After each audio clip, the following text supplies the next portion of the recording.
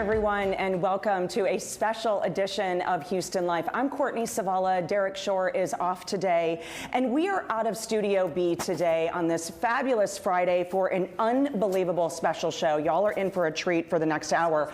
We're focusing on body positivity and obesity. Queen Latifah is in town. She's the headliner for this workshop, along with other celebrities as well. You know, she is a rapper, singer, actress with Emmys, Golden Globes, and Grammys. The list truly goes on and on and on. And by the way, let's just get to it because Queen Latifah is joining me right now. Welcome to H-Town. H-Town, what's up? I'm in the building. Listen, this is such a treat for us. Thank you so much for making time for us here on Houston Life. We really appreciate it. What an incredible, I want to talk about all the things today, okay? But what an incredible workshop you have planned. You're going to different cities. Thank you for choosing Houston as one of them. Of course. And spreading your message about body positivity. Why now are you doing this? Why not now?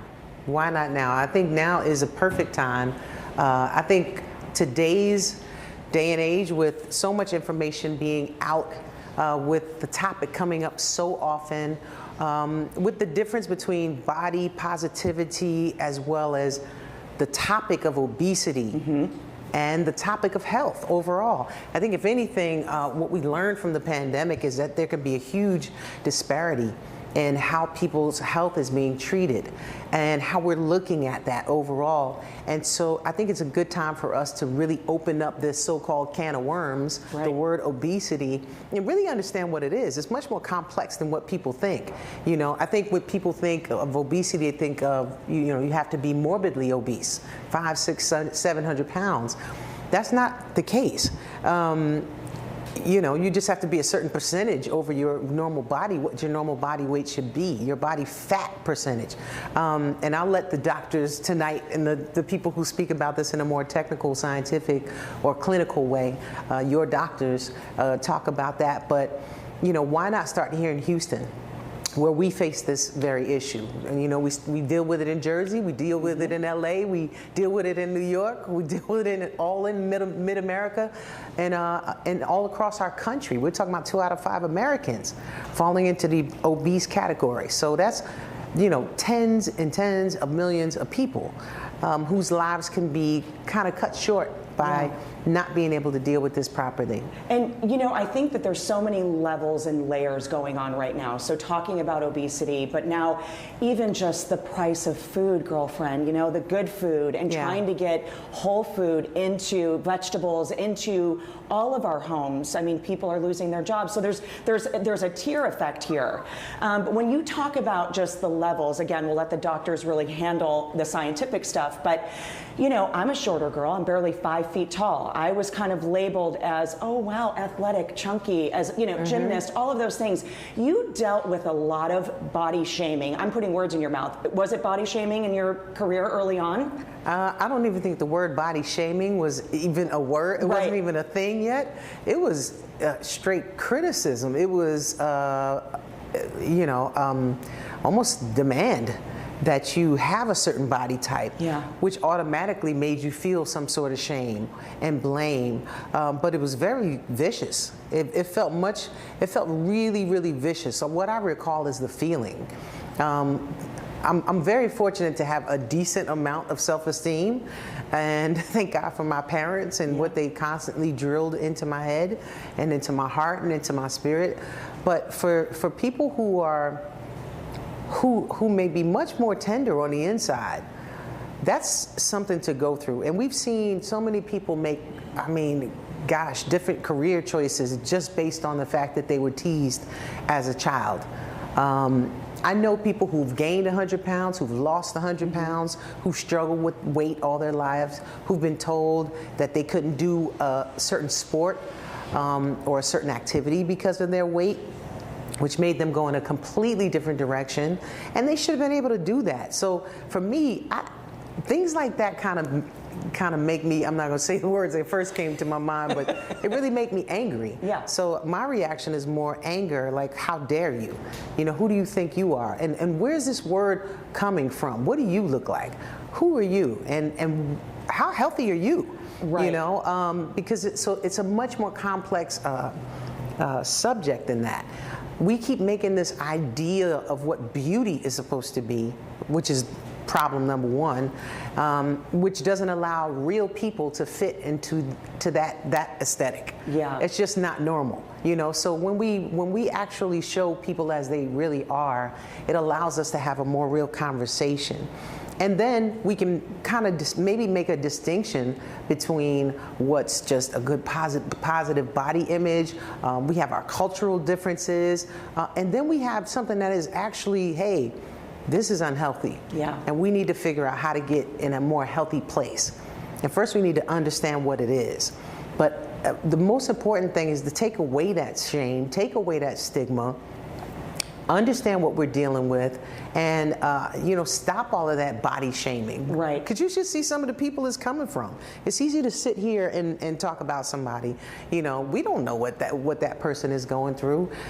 If you can body shame someone, but we got so many other things to work on. To even do that to someone should tell us that there's something going on with the person sending that message. Right. Clearly they're going through something. I like to say, Right. bless their hearts. Bless your heart. Bless and release, son, girlfriend. Bless and release. I'm taking that one with me. Please do, please do.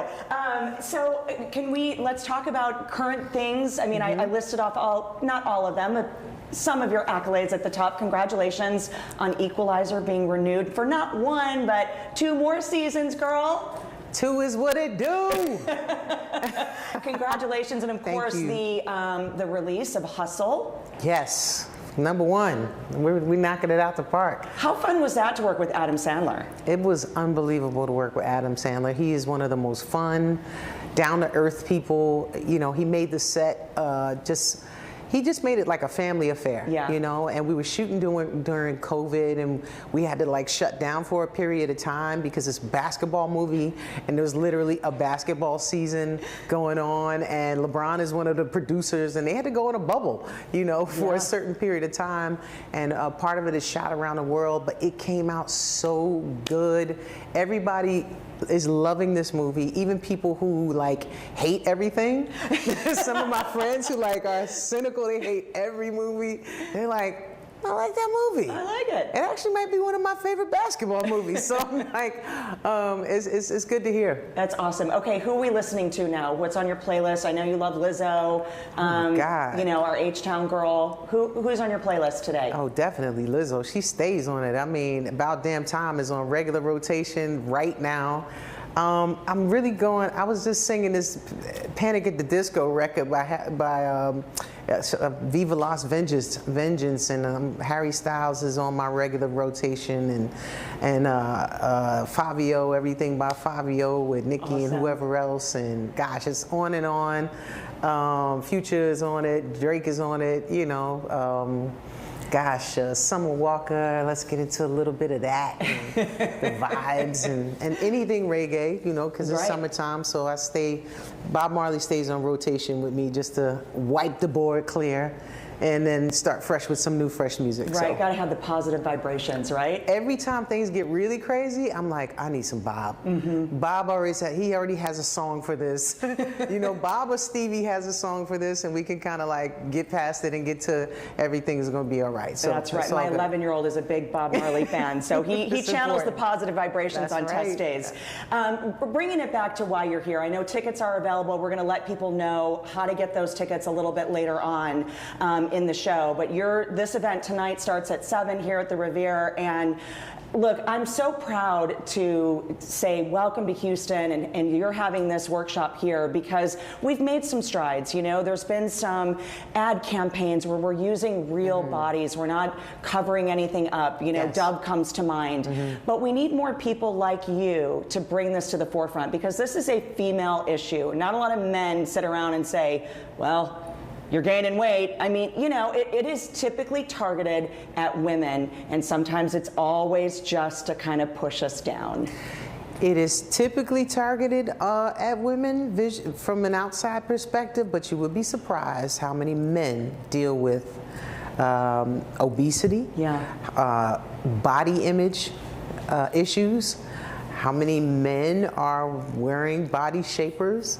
And really, a lot of men are driving the visual that we're starting to see. A lot more men are getting Botox and every other thing that you're seeing, and hair things going on, and it's actually a lot more than what it used to be. I mean, it used to be women, but now it's men, and since men are often in positions of power, we're seeing a lot of changes happening in those areas. So I think we as women, we still have to look out for each other and look out for ourselves, and kind of protect our own sense of self, and look out take care of each other, because we can set the standard for what needs to happen in our very own homes and out. And so we can block some of that and stop some of that. And a lot of this starts in the home, how we talk to our children, what we say to them about who they are, how they look, how they feel, what they can be in life. I mean, we have to really, really start filling them up from the inside out, and really taking care of them, and kind of taking care of ourselves. So I think we can start driving the narrative a lot more than we do. We gotta take over. Yeah. We gotta let the ladies handle this. Let the women run it for a minute, you know? Right. You had a good run. You had a good run, you know? It's our turn. Don't worry. You can just sit on the couch for a minute. Let's rock this. So fair to say that Queen Latifah has my back? I have your back. All right, girlfriend, I got yours. Welcome to H-Town. We're so proud to have you here. I love H-Town. I love it. And come back and see us anytime. We appreciate your time, and just as beautiful as ever in person, too. Thank you. Likewise. Thank you. Okay, positive vibrations. We've got more Houston Life ahead of us. Stay tuned. We'll be right back.